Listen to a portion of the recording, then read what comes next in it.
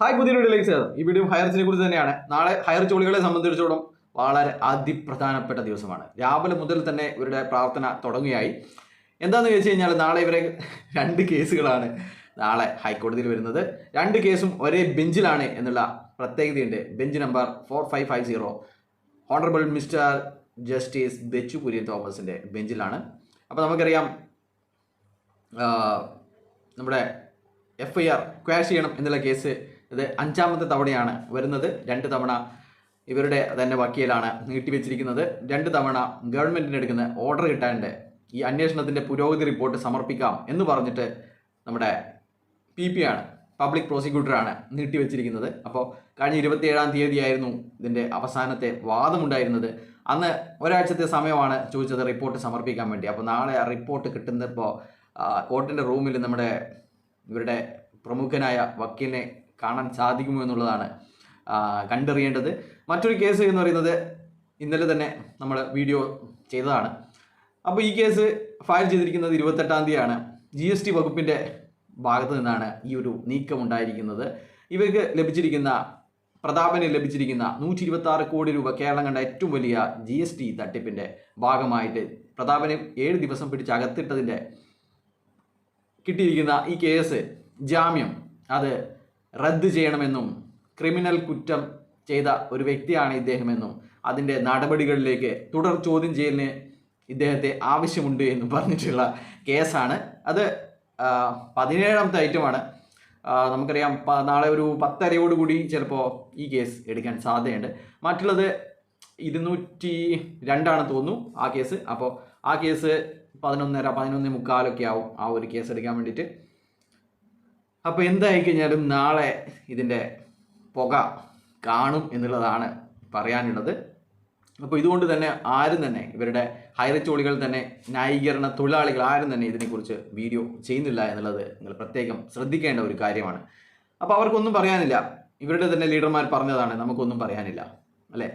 എതിരാളികൾ എന്ന് പറയുന്നത് ഗവൺമെൻറ്റാണ്, കേന്ദ്ര ഗവൺമെൻറ്റിൻ്റെ അല്ലെങ്കിൽ കേന്ദ്ര ഏജൻസിയാണ് എതിരാളികൾ എന്ന് പറയുന്നത്.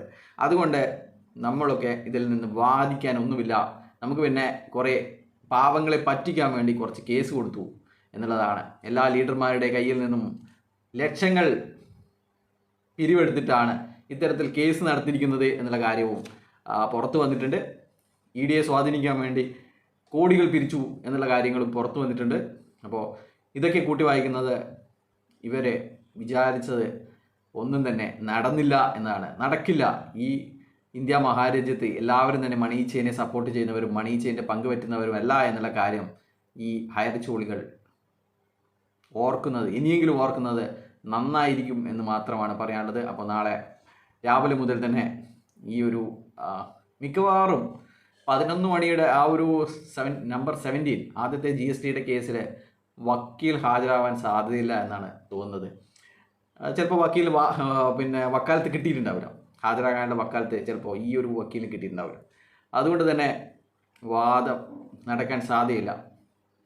എന്തായാലും നമുക്ക് രണ്ടാമത്തെ വാദമാണ് ഹയർ ചോളികൾ ഇങ്ങനെ ആൾക്കാരെ തെറ്റിദ്ധരിപ്പിച്ചിട്ട് പൈസ ചോദിക്കുന്നവരെ വീണ്ടും വീണ്ടും അവധി പറഞ്ഞു കൊണ്ടിരിക്കുന്ന ഒരു കേസ് എന്ന് പറയുന്നത് FIR ക്വാഷ് ചെയ്യണം എന്നുള്ളതാണ്. എന്തായാലും ഇവരുടെ ധൈര്യം അപാരം തന്നെയാണ്, അതിൽ സമ്മതിക്കാൻ പറ്റില്ല.